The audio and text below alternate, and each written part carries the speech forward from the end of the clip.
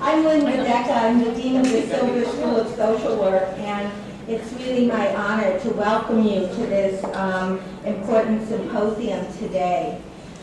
I think many of you already know that the criminal justice system in the United States is one of the social institutions in our country where social inequities play out on multiple levels in multiple ways.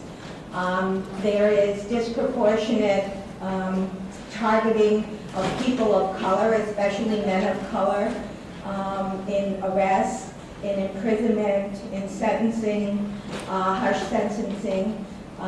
There's true social disadvantage for individuals who have served their time in prison and are trying to re-enter society.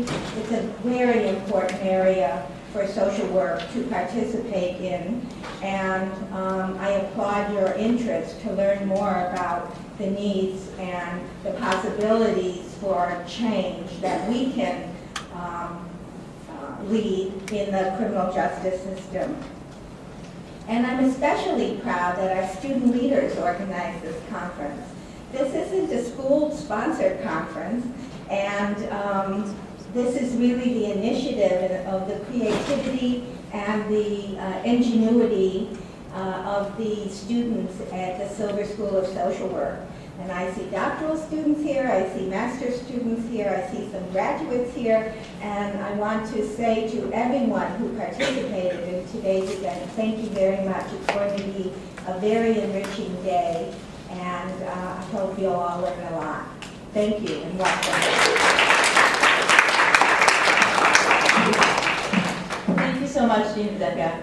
And thank you, everybody, for coming here, all of our attendees and speakers. At our kickoff event, which was on April 4th, I heard something that really kind of summarized why this was so important. I heard one of the speakers we had said that the rise of mass incarceration, the failures of the criminal justice system, are really the civil rights issues of our time. And I think that's something that kind of highlights how important the issues are. And I think the criminal justice system is essentially a microcosm of society, and how we treat incarcerated populations really reflects the broader issues of race, class, gender, and oppression, as Becca highlighted. And in general, it also reveals how we differentiate groups of people and how we treat them as other, denying them access and suppressing their voices. I know generally NYU is known as a clinical social work school, but I think all of us who put this event together believe strongly in the role that social workers must play in fighting for social justice and advocating for disenfranchised populations. And an important part of that role, which often gets overlooked, is to stop looking at issues from the outside and let people start defining them from the inside. So to stop grouping people as other and start letting them share their experience with us and tell us their stories from their perspective. So it's our hope that with our event today, we will not only facilitate a discussion about the consequences of incarceration and criminal justice policy, but also provide a forum for those most affected by the system to present from their point of view. And in doing that, I'd like to introduce our keynote speaker, Glenn Martin. Glenn Martin serves as Vice President of Development and Public Affairs and the Director of the David Rockefeller Center for Public Policy at the Fortune Society, where he's responsible for developing and advancing Fortune's criminal justice policy advocacy agenda. Mr. Martin has worked to eliminate barriers to employment for job seekers with criminal records as the co-director of Legal Action National Hire Network, testified before Congress, the U.S. Commission on Civil Rights, and the U.S. Senate, and drafted and advanced major legislation to remove barriers to employment in 6 states. He's appeared on several national news outlets, including CNN, MSNBC, and C-SPAN, and served as an expert on local television and radio, contributing on controversial issues of stop and frisk, as well as a number of other topics, such as policing, alternatives to incarceration, and re-entry issues. He is a former 2011-2012 America's Leaders of Change National Urban Fellow and a member of the board of the New York Foundation. He also currently serves on New York City Community Board Number 10, the New York City Council Task Force to End Gun Violence, Mayor Bloomberg's Ban the Box Advisory Board, Housing Committee, New York State Reentry Task Force, National Network for Safe Communities, the DCJS Service Provider Advisory Committee, the Steering Committee of Reentry.net, the Correction Committee of the NYC Bar Association, the Policy Empowerment Working Group of the NYC Discharge Planning Initiative, the Board of Directors of the College Community Fellowship, and a number of other boards and working groups addressing issues related to the reintegration of people with criminal records.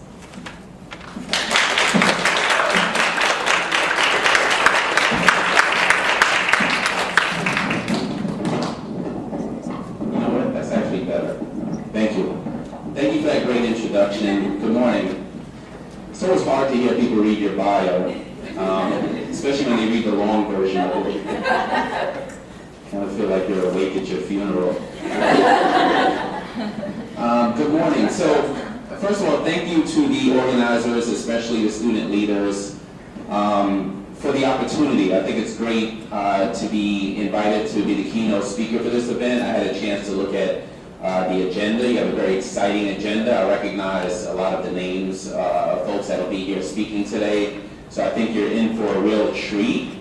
When I woke up this morning and started and looked at the document, today's flyer and the agenda and so on, I was quite speechless. And usually speechless means you're very excited about doing something, but I was literally without a speech for this morning. And the reason is that I left Thursday night to go to Mississippi to do a similar presentation and got back very late yesterday because of the weather in New York City. And so the time I thought I would sort of sit and think through my talking points ended up being 20 minutes ago to Starbucks up the block. But I guarantee you I'm going to do my best regardless. And so when I was in Mississippi, what's interesting is that it wasn't much different than what's happening here today, where you have groups of folks from multiple disciplines, students, folks in the public health arena, folks who are starting to develop their career around these issues, working collaboratively. And it makes me think of Michelle Alexander's book, The New Jim Crow, and how she talks about the fact that we need to build a social justice movement to solve this problem.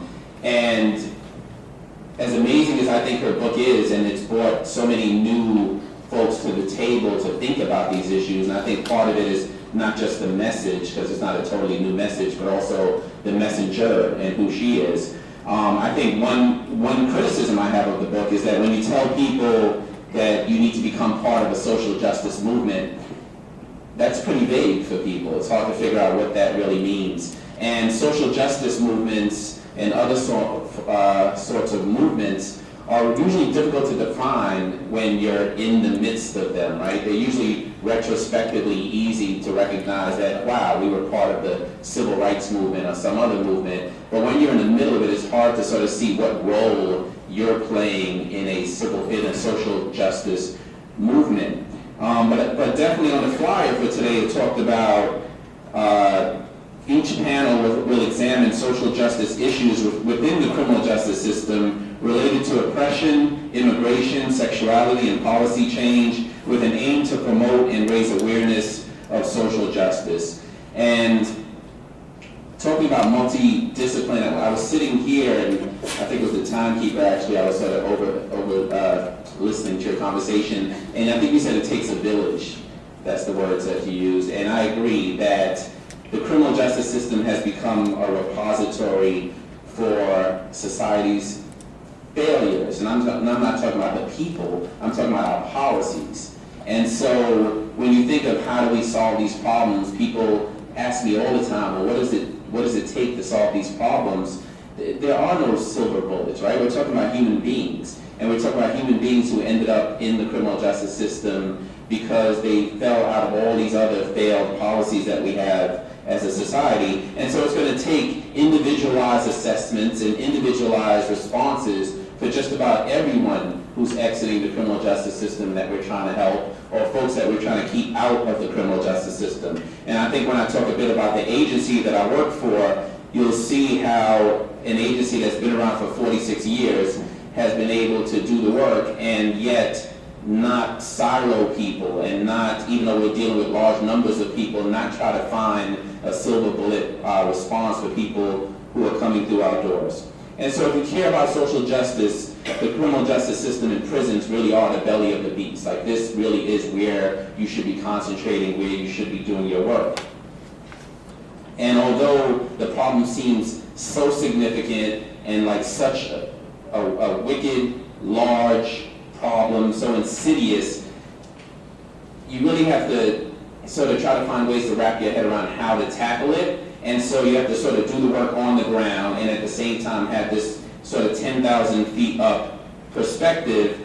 And it takes a certain level of inspiration to do that, to think about how do you spend your life, your career tackling a problem and not look back at the end and wonder whether or not you were just, and I think Michelle Alexander actually uses this language, you were not just sort of tinkering with a much larger problem. How are you really part of dismantling the system? And so the conversation I want to have today is about that. It's about how do you do the work on the ground and help change individual lives while every once in a while sort of pulling back the lens and wondering where you fit into the larger picture. So the Fortune Society, I think the Fortune Society offers a little bit of inspiration in that direction. 46 years ago, there was a play written by a person who had done time in prison, and the name of the play was Fortune in Men's Eyes, Shakespeare, Sonnet 29, and he was telling his story about doing time in prison and exiting the criminal justice system. And David Rothenberg, who was a theater agent at the time for people like Elizabeth Taylor and some other really big names, recognized the play and the drama in the play and saw value in it and invested his life savings at the time in this play, $12,000. And the play went off Broadway. And so imagine, this is 1967. So the play goes off Broadway. David ends up on national television, a show called The David Susskind Show. And he comes back to his office in the theater district in Manhattan the next day. And he's on the 5th floor, and there's this spiral staircase that goes up. And the entire staircase is full of people who had done time in prison who saw him on television the night before and said, I really need your help. I heard you care about people who have done time in prison. I need your help. Now, David knew he really knew nothing about the criminal justice system or people exiting the criminal justice system or how hard it was. He really just knew how to invest in a really amazing play. And so he has 2 of the men online to be volunteers to turn around and help all of the other folks who were online that day. And that was the beginning of the Fortune Society, in a small cubicle in David's office in Midtown Manhattan in the theater district. And so if you fast forward 4.5 decades, last year, for instance, we served 3,000 people, so we helped 3,000 people, about 2,500 exiting the criminal justice system, about 500 in our alternative to incarceration programs, where we're keeping people out of prison. And when I say people exiting prison, those 2,500 didn't all exit prison a week ago, because we're going to have an honest conversation. If you have a felony conviction in New York or elsewhere in this country, it can be 15 years later that you lose your job, and you face a lot of the same barriers as the guy who just walked out of prison last week. We're in a country where we don't allow people to get beyond their experience in the criminal justice system. We label people with a scarlet letter, and we keep that label on them for the rest of their lives, and sometime beyond. Because this country is continually heading in the direction of more and more information, everyone wants to know more and more about each other. Pandora's box is sort of wide open on information and expungement and those sort of conversations, and sealing and those things are non-starters in most legislatures around this country. So we have 200 people on staff at Fortune. Half of them have done time in prison. 70% if you count people who have histories of homelessness or drug and alcohol use. So we have a certain cultural competency that we put huge value in. So these are professionals, many of them folks who are credentialed, and at the same time, folks who bring the experience of having done time to every sort of interaction that happens at the Fortune Society. And it's throughout the agency, from the woman who sits at the front desk all the way up to the executive team. Our board is 1/3 formerly incarcerated by way of our bylaws. So our bylaws require our board to be 1/3 formerly incarcerated. 80% of our staff are people of color. Some of the programs that we provide at Fortune, so we built all of our services around the needs of people who've been involved in the criminal justice system. And as I was talking to the dean this morning, as I was thinking about the success of the Fortune Society, every time I think about the success of the Fortune Society, as an executive there, I'm proud of that. When I think of it in a social justice lens, I'm embarrassed by that, because the success of the Fortune Society is really the failure of broader society, because we really are trying to meet the needs of people who have not had their needs met elsewhere, including while they were in prison. I mean, we had one gentleman who came out who did 45 years contiguously in prison, and I think of how many years we had to work with him to stabilize him so that he could successfully rejoin society. That's a failure. That's all about failure. Every time someone's convicted and they're sentenced and they're sent away to prison, we need to think of that in two ways. One, as society's failure, along with the individual's need to take responsibility for his action, and as an opportunity. And that's not the way we look at our criminal justice system, and that's not the way we handle it when people end up in front of a judge and convicted. So some of our services: education, employment, housing, drug and alcohol treatment, mental health services, discharge planning. We have a college program that helps people to get into college and navigate the college process, alternative to incarceration, family services, and probably most important, we're an advocacy organization. And we continue to be an advocacy organization. And I want you to think about that as we have this conversation, because here's an agency engaging 3,000 people per year who need a home that night, who need access to education, who need access to jobs, and at the same time we're constantly looking at patterns that we're identifying when we're engaging our clients and having that inform our larger advocacy agenda. And try to think of that in terms of your goals and your career and how you may think about doing this work. So we do what works at Fortune, and so you have the government that tends to be sort of bean counters, if you will. How many people have you served? How long have you served them for? What do the outcomes look like? And so an agency with a $20 million budget, you can imagine we spend a lot of time and resources on responding to those questions from the government. And that means having a very sophisticated database. That means having this holistic array of services where you have evidence-based interventions embedded in your programs. That means we do drug screening on our clients. That means we do urinalysis. That means we spend a lot of time thinking about sticking to the fidelity of those evidence-based interventions. And all of those things are important. If you're spending limited government resources, you have to be a good steward of the public's resources. And we can't serve everyone. Even though we're serving 3,000 people per year, that's a drop in the bucket. So we do put value in making sure we're doing what works. And so that's the piece for people who count beans. And then there's the other piece about human beings. And I think that no matter what your organization looks like and what your approach looks like, there's some things you can learn from Fortune that don't really cost anything. And that's advocating for people, whether it's individual advocacy with agencies, people who are running up against issues with parole or probation, and then there's the larger structural advocacy. There's having a vision for clients. Our clients walk through our door, often they don't have a vision for themselves. And I think a big part of what we do is we have a vision for them, even if they're at the point where they don't see themselves in the future. We have a low threshold for services. If you're working with people coming out of the criminal justice system, and you're saying things like you have to have 30 days clean before you can get services here, that's closing the door to people. We want to leave as many doors open as possible. When people involved in the criminal justice system, people who've been engaged in a certain type of behavior for 5, 10, 15, 20 years, show up at your door for services, for support, for help, that's an opportunity, and many times it's the only opportunity you'll get. And unless you have the lowest threshold for services, you're going to lose a lot of people. And, we say at Fortune, you just can't engage in violence or threaten violence. And beyond that, anyone can get services for Fortune. We don't ask questions about what type of conviction, how much time you did, how much time you've been clean, but we also have high expectations. So low threshold for services, high expectations. We prioritize people who failed in our program. So there are other social service agencies where if you fail, you don't do well, you're dismissed from the program, you cannot come back to the program. For us, the way we think about people committing crimes or people doing the right thing, it's not linear, right? You don't go from this behavior to this behavior in a straight line. It really looks like this. And so you need to be able to capture people when they come back.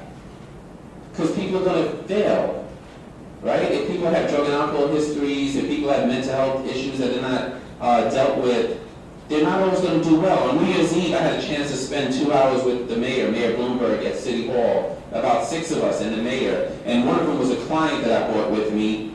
And, you know, in the middle of it, I sort of looked at the client who was quoting poetry to Mayor Bloomberg, and I chuckled because I knew a year earlier that Mayor Bloomberg's security would have been escorting this guy out of City Hall because he had significant mental health issues, PTSD, a number of things that just were not diagnosed and that were serving as barriers to him getting services at Fortune, to the point where we actually dismissed him from the program. And then we launched our Better Living Center, our mental health services, and invited him back to the program. We actually met him at a coffee shop to continue to provide services. We just didn't want him in the space because we thought he was posing danger to himself and to others. And then he got connected to our Better Living Center, and it's just, the point is just that he's so unrecognizable now, yet the fact that we took the time to provide the services that we need means that his life looks totally different. And yet he's been out of the criminal justice system. I was sitting with him and a reporter the other day, and I asked him, how many years did you do? Because he talked about all these different bids that he did, and in total he did about 28 years. So 28 years, because no one slowed down long enough to say, what's the underlying issue here? And when I think about clients who are successful at Fortune, there's so many clients, I mean, after 46 years, you can imagine I meet clients, former clients, all the time. People who might have gotten services 10, 15, 20 years ago and are now doing well. And when I ask them, you know, what was it about Fortune that helped you, I don't get many people that say, you know, Glenn, it was those weekly urinalysis that worked for me. You know, people talk about Vilma, who sits at the front desk, who's formerly incarcerated, and people walk through the door and she gives them this big welcome, and she says, welcome home, and she embraces them and invites them into the program. And more often than not, they talk about Vilma before they talk about anything else about Fortune. Or they talk about some other human element of the agency that worked for them and that made them feel valued. So as an organization that is not just a direct service organization, but also an advocacy organization, we're always thinking about, you know, reentry is important, and this whole country is like engaged in reentry mania right now. I mean, George Bush talked about the large numbers of people coming home from prison during his State of the Union address years ago, and pushed Congress to do something, and Congress created the Second Chance Act. And it sent a message from the federal government to states and localities that we need to be doing something differently, at least for the large numbers of people coming out of prison. But reentry has a propensity to allow us to forget about how we got ourselves in this mess, right? And it really is sort of the emergency room of the criminal justice system. It's important, but it's triage. I mean, we have 730,000 people coming home from prison this year, and those folks need help and they need services. But it's really like sticking your finger in a dam while you have floods of water coming up behind the wall. And so Fortune always thinks about how we can take what we're learning and go upstream to try to solve those problems.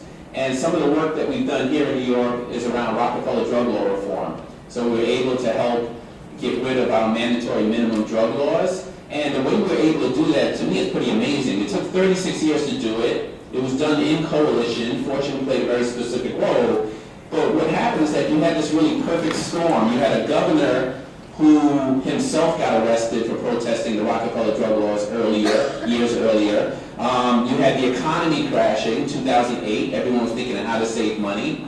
You had the Assembly and the Senate both controlled by Democrats, which is rare. You have a sentencing commission here in New York State. We had a sentencing commission that had just issued a report, including a bit about Rockefeller drug laws. And one thing I learned about iPads is if you don't use them in 30 seconds, they shut off. So we're able to reform the Rockefeller drug laws, and New York State really led the country in the wrong direction 40 years ago by creating our Rockefeller drug laws, because the rest of the country followed suit. We were going to be tough on crime, we were going to fight this war on drugs, and the rest of the country said, mandatory minimums. Judges don't need to have an opinion, right? As soon as a person is found guilty, we know how much time they're going to do. Forget those liberal judges who are not going to give a lot of time. We're going to lock people up forever. And New York State went from 12,000 people in prison to 72,000 as a result. And lives were lost, families were damaged, entire communities were damaged, and it took us almost 40 years to fix that. We've worked on New York State's anti-discrimination law for job seekers with criminal records and strengthened that. We worked on issues of child support. A lot of non-custodial parents, mostly young men, come home from prison owing $30,000, $40,000, $50,000 in child support arrears, rarely owed to the mother of the child, often owed to the state of New York. So imagine that. If you have a job, think of how much money you make, and subtract 65% post-tax. And let me know if you're going to go to work the next day. Because most of our clients go back to what they were doing before. And so the reason for that is that in New York State, incarceration is defined as willful unemployment. So you went to prison to avoid working, so we're going to keep the child support accumulating. And again, rarely is it owed to the mother of the child. So we passed a bill here in New York, we drafted a bill and passed it that gave judges back the discretion to reduce those arrears. And now we're working on another bill that'll actually just stop these arrears from accumulating while people are in prison. Higher education, I've been working with Dallas Pell, the daughter of Senator Claiborne Pell, for the last 12 years or so now, to try to return Pell Grant eligibility for people in prison. Pell Grants are grants for low-income students based on need, and it's the reason we had a very robust college system within our criminal justice system years ago, and that was almost wiped out by President Clinton back in a 1994 crime bill. And so we're working to reinstate Pell Grant eligibility. But also here in New York State, a lot of colleges bar people with criminal records from admissions based solely on having a criminal record. And I'm not talking about private institutions, I'm talking about SUNY institutions. SUNY has 66 institutions and 34 policies for applicants with criminal records. Anywhere from, if you have a felony, don't even bother applying, to you can apply and go to school here, but you have to be off campus as soon as class is over.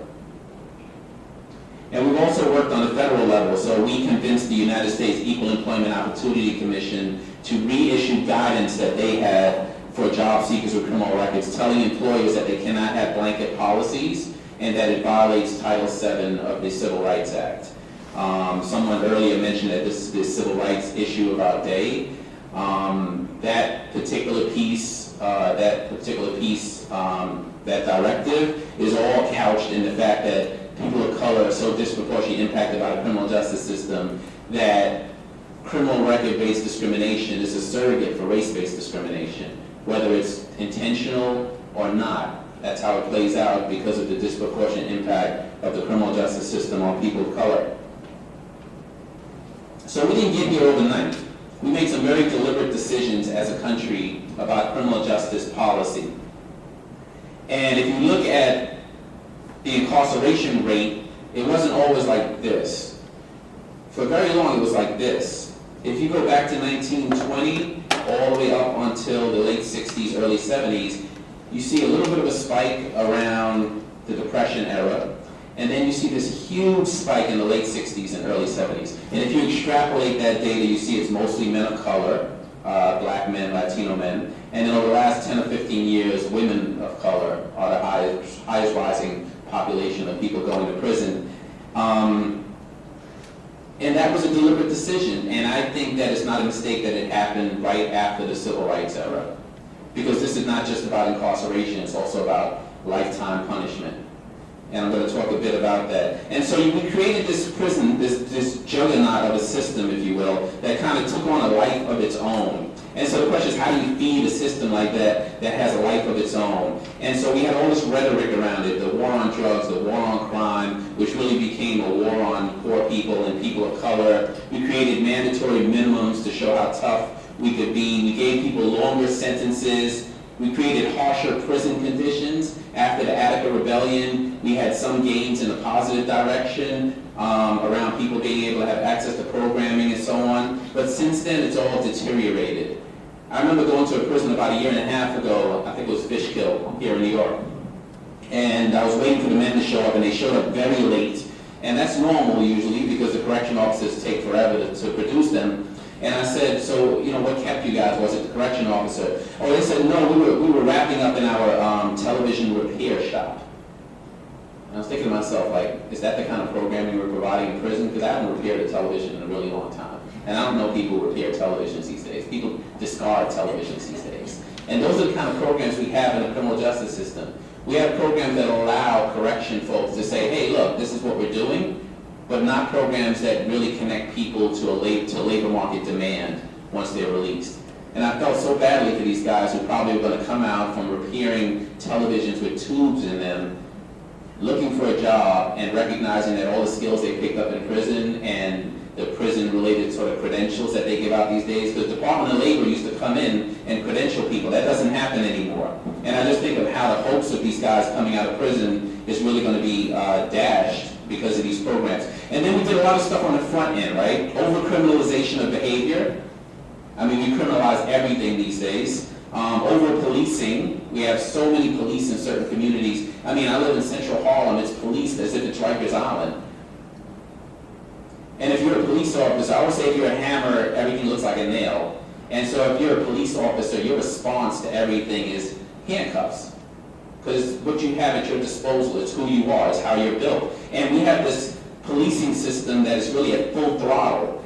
I don't know how long folks have lived here in New York, but if you've lived in New York through the 90s and the 80s, I guess I'm revealing my own age, you realize that this is not the crack epidemic anymore. This is not where we were in New York in the 80s and 90s, yet our policing system is at full throttle as if this were the height of the crack epidemic. Over-enforcement, we have overzealous prosecutors here in New York and in other states who hold themselves up as representing the rights of victims and the needs of victims. Most victims I know, if you ask them, what do you really want? They actually say, I want him or her to never do that again to anyone else.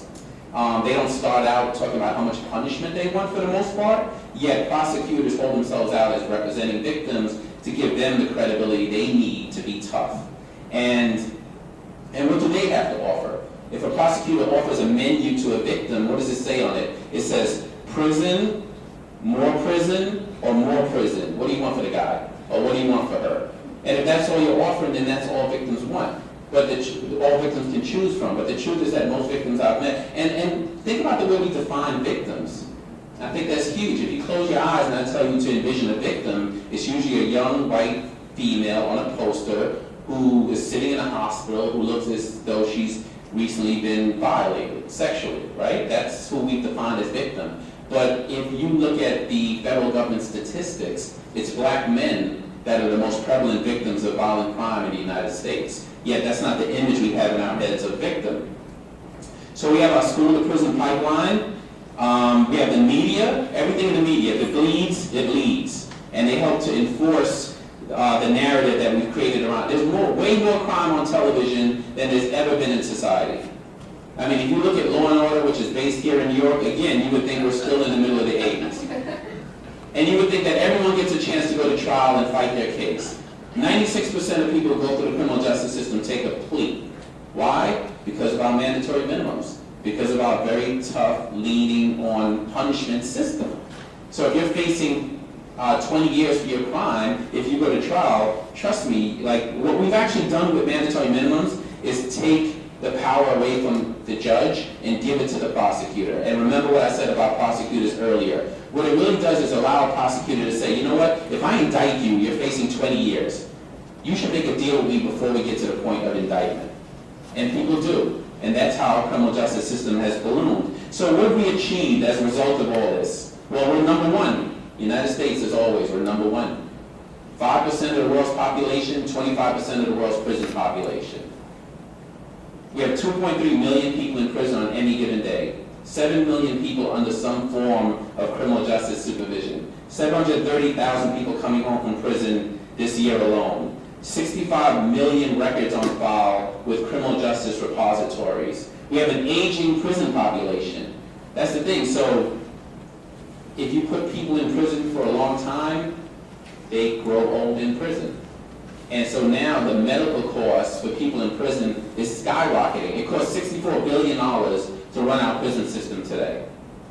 And that's going to grow. In between 1995 and 2000, people over 55 years old in prison quadrupled. In New York State, we went from 12,000 people in prison to a height of 72,000. Today we're at 56,000. There was a report issued by the Brennan Center recently that talked about how New York State reduced mass incarceration. We have 56,000 people in prison. We've not reduced mass incarceration. I mean, we have 20,000 less people than we did a few years ago, but let's not pat ourselves on the back too soon. Young people can't vote, they can't smoke, they can't drink, they can't work in certain places, but they can be executed by the state. And we're one of the only countries, developed countries that do this, that execute children.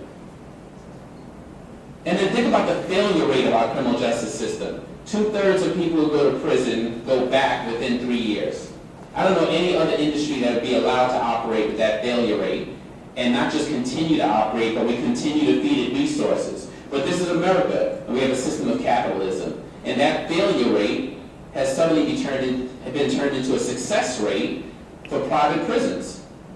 If people come back at a rate of 2/3 within 3 years, I'd bet on that.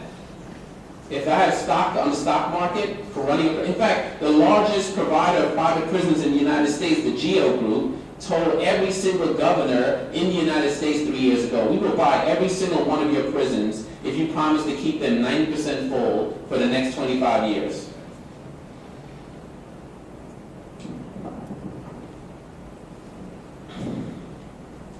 So what's happened over the last 40 years is that we've developed a body of evidence, a body of knowledge, a body of research around the criminal justice system. And I'm hopeful that folks in the public health arena will sort of save us from ourselves at this point. Because the evidence says that deterrence, being tough on, creating mandatory minimums and being tough, does not serve as a deterrent.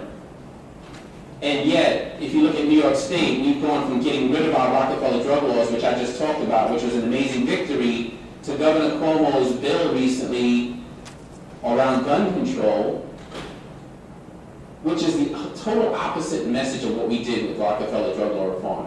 Because the devil's in the details. Some people got gun control, other people got mandatory minimums.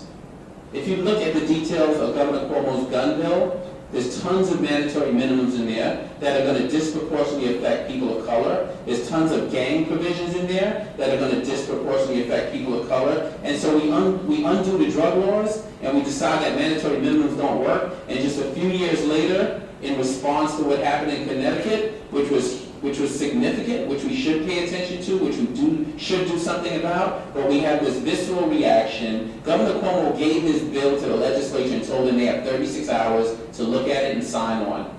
And not many of them would stand up and not sign on because no one wants to be looked at as being soft on crime. And so even at a time when the entire country is saying we're doing something wrong, we're in a mess, we have to figure out how to get out of it, people still have this sort of schizophrenic approach to criminal justice policy. Length of sentence, all the research says that you have what is the law of diminishing returns when you think of length of sentence. There is a point where if you keep a person in prison too long, you actually have diminishing returns in terms of that person's success once they exit prison and the disproportionate impact on certain communities. Desistance from crime. Most employers will say, I'm not going to hire that guy, he has 2 assaults on his record. So a 40-year-old guy, 2 assaults on his record, most employers won't touch him, even in a state that has an anti-discrimination law.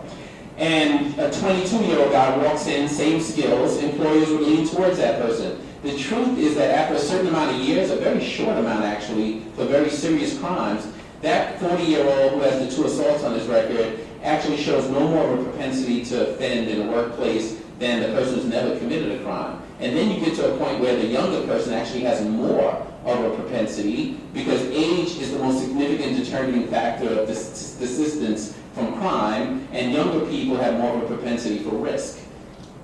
So the research is out there now. Employers shouldn't have to guess any longer, right? Employers shouldn't have to have this emotional response to job seekers who might be qualified. Employers should be able to go back to thinking about their own bottom line. But it's not just the fact that we increase length of sentences. How much more time do I have? Scariest thing as a speaker is when you see that 5-minute mark. 10 minutes. I should be able to do this in 10 minutes. So it's not just that we increase the length of time that people do in prison. It's that we have attached all of these collateral consequences to that. at sentencing, people get knocked down. We have this ceremony at sentencing where the judge sits up on high and looks down on the person, and they take a plea, or they're found guilty, and they're sentenced, and they're knocked down a couple of notches, and they're there with handcuffs on, because that's part of this, to humiliate the person, and then we send them off. We send them off to upstate New York, where there are no more jobs unless you're a correction officer. And then when they come back, we don't have an equal ceremony to bring people back up, right? We just sort of spit them out of the system. And there's all these agencies outside of the court that impose punishment. So the judge doesn't say, oh, you know what, I'm going to convict you of 10 years in prison, but when you get out, you won't be able to live in public housing for 6 years, and if you do, your family's going to get kicked out. The judge doesn't say, you're going to have 6 years parole on the back end, and you won't be able to vote for any of those 6 years. The judge doesn't say that you might want to come out and go to college because you might get your GED in prison, but half the SUNY institutions in New York won't let you in. The judge doesn't say that. All these other agencies outside of the court say that, and they impose all these punishments. And so we've created like this permanent underclass of citizenship in the United States.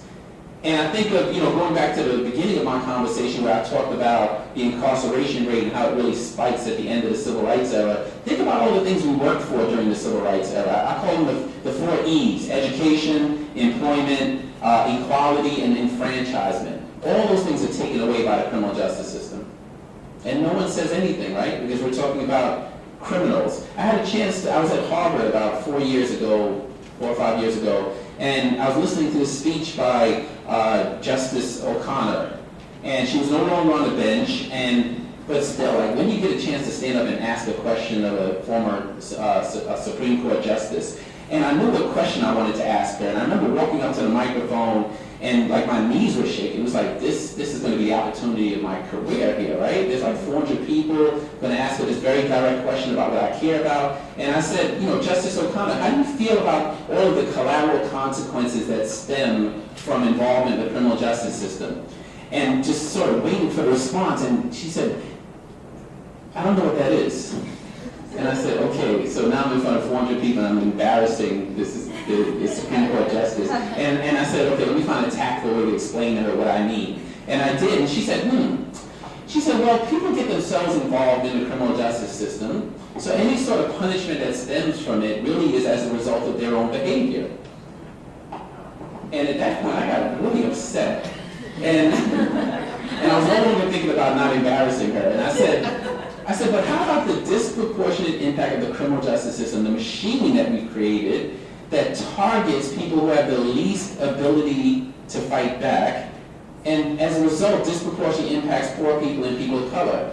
And she said, I didn't think of that. She said, we really should do more research on this issue. And I was blown away. I was blown away that this person who sat on court that's done all these amazing things in her career really has never been put in a space where she thought about these issues. And when I think about all the fact that, I talked earlier about the fact that, Pandora's box is sort of wide open on access to criminal records, it means that people carry this scarlet letter for the rest of their lives. And when you think about the advancement of technology, right? I mean, think of how far we've come in terms of technology. Small employers who just 10 years ago wouldn't be able to do background checks can easily do them these days. There's that 5-minute mark. But we have a break after this, so I might steal 2 minutes. Okay, good.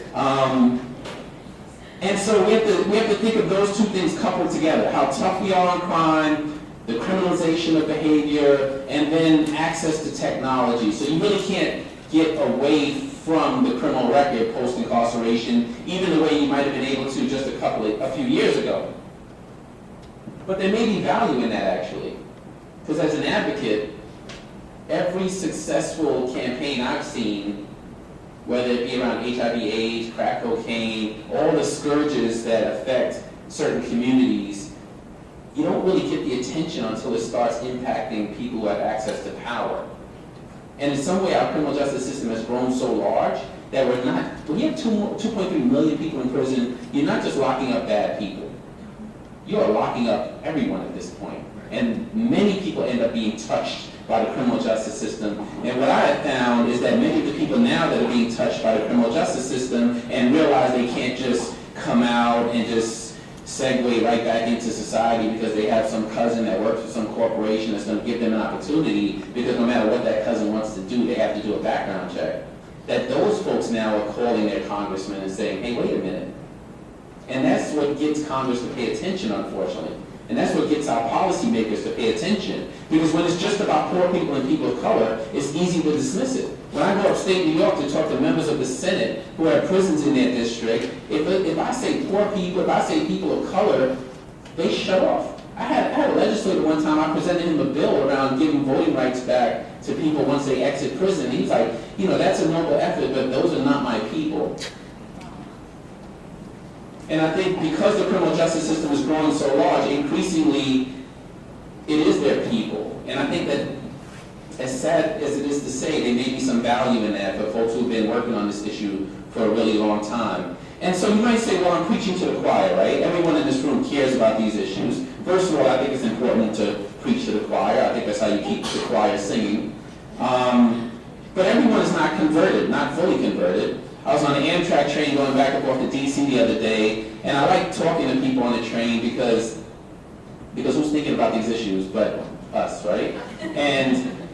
And he said, what do you do? And it was going to be a conversation about what I do, what he does. Needless to say, I never found out what the poor guy did. Because once we started talking about what I did, that was the conversation. And everyone around us was listening to the conversation. And, he was this sort of straight and narrow white gentleman, lived in Pennsylvania, was riding the train from DC to Pennsylvania, and he had a very nuanced approach to these issues. He was like, I can't believe we put so many people in prison, there has to be a better way. But then we started enumerating which crimes deserve punishment. And I just kept digging deep because I wanted to know where he was coming from. First, I wanted to know why he had that nuanced approach, because most people are like, lock him up and throw away the key. But then I wanted to know why he was sort of picking out the crimes that he thought were like the ones where people deserved to be punished. And he clearly was coming, eventually I realized he clearly was coming from a faith-based perspective. He talked a lot about being Christian, about that's why he believes in redemption and transformation. And I couldn't help but say to him, aren't all sins equal in the eyes of the Lord? And because here's this guy who clearly could be an asset to the social justice movement that we're talking about, and yet at the same time is comfortable with sort of parsing out who deserves punishment and who doesn't, who's the deserving poor and who's the not so deserving poor. And so as you think about your role going forward and your career going forward, you have to believe in tipping points. When I wake up every morning, I convince myself that there's going to be a tipping point because we didn't get here overnight. And you have to believe in humanity and that a person is not the worst thing they've ever done in life. And don't get caught up in all the rhetoric because it's not all about second chances. A lot of people involved in the criminal justice system have never had a first chance. When I was walking out of prison, for folks who don't know me, and I don't think it was in this particular bio, I did 6 years in prison before I started doing this work. And when I was, people often say to me, well, did you ever cry when you were in prison? And I say, yeah, I cried the day I was leaving. And they said, did you cry because you were happy about leaving? And I said, no, I cried because I was leaving behind so many brilliant people. Because that was my experience in prison. When I went into prison, I remember having my own stigma, my own thoughts about what state prison would be like after I left Rikers Island and went upstate to do the other 5 years. And I remember at one time we needed to boil water for coffee, for tea, and there was no facilities to boil water. And this guy said, don't worry, we're going to be able to boil water. And he took a roll of toilet tissue and rolled it up in such a way that it would burn slowly. And he took a 2-liter plastic bottle and filled it with water, and he hovered it over the fire just high enough that the plastic bottle shriveled but didn't burst, and the water inside the bottle boiled enough to make hot tea. And then I remember being in a cell with another gentleman who had a cigarette and wanted to light it, and all he had was a pencil, and he used the lead in the pencil and the electrical outlet to create enough heat to light the cigarette. And all of my thoughts about people in prison just dissipated. And I realized, wait a minute, like, imagine the potential here. Imagine what we're doing as a society when we engage in mass incarceration and we capture so many people in this system, and it's no longer about wrong and right and good and bad, and it's just about how do you keep this system going. And that's part of my motivation for doing the work. So a couple of things before I close out. Language, the importance of language. If you notice, I've been talking for 45 minutes. And I get it. See her standing there, 45 minutes. And yet I haven't used the word convict, ex-offender, prisoner, inmate. Think about that. If you want to provide education, it's easier to convince people to provide it to students than to inmates. If you want to help a person get a job, it's easier to get an employee to look at a job seeker than a convict. If you want to get someone to donate musical instruments, it's easier to get them to donate it for musicians than it is for prisoners, and so on and so on and so on. So think about language, because the language that we've been given to talk about these issues, it helps to reinforce the system. It's us and it's them.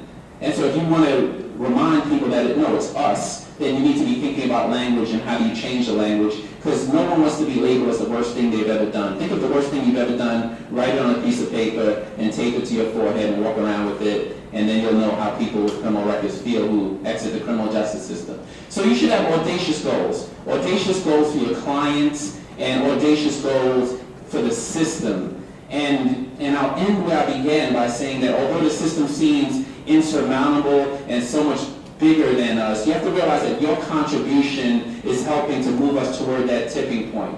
And what you should be providing to people is not just all of the clinical services and all the things that you'll learn as a professional, but hope and opportunity and treating people fairly and creating a safe space for people to change and exposing people to their own greatness.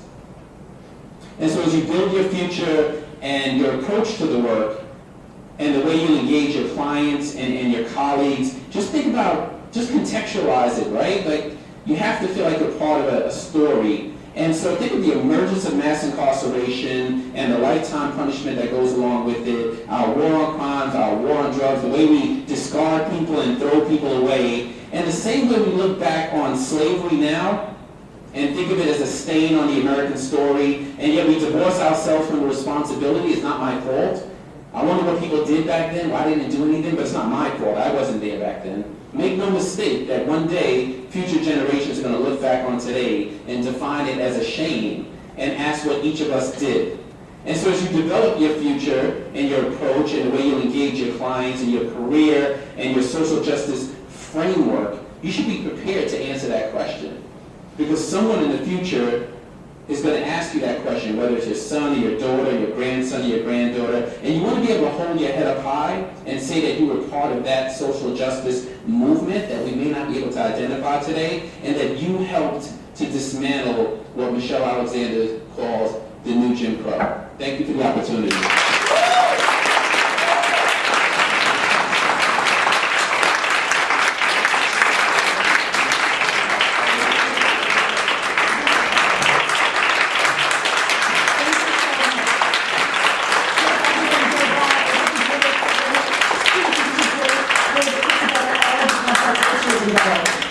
Right now we're going to take like a 5-10 minute break and probably start around 11:15 with our next panel.